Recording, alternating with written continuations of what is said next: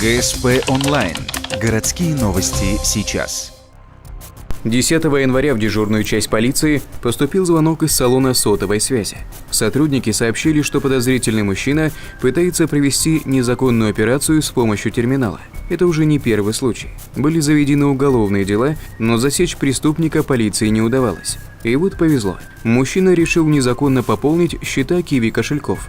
Своими махинациями он нанес ущерб в размере 105 тысяч рублей. В настоящее время ведется дознание по данному уголовному делу. Подозреваемый допрошен по всем 4 фактам. Вину в инкриминируемых ему денег он признал полностью. В настоящее время ущерб он уже возместил. Дело в скором времени будет направлено в суд. В ходе дознания обвиняемый рассказал, как проворачивал мошенничество. Методика своего рода рыбалка, где наживкой являются деньги. В интернете мужчина нашел сайт, на котором было подробно описано, как изготовить поддельные купюры.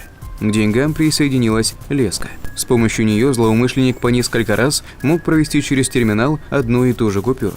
За мошенничество мужчине грозит до 2 лет лишения свободы. Однако с учетом того, что подозреваемый признал свою вину и возместил ущерб, наказание смягчат.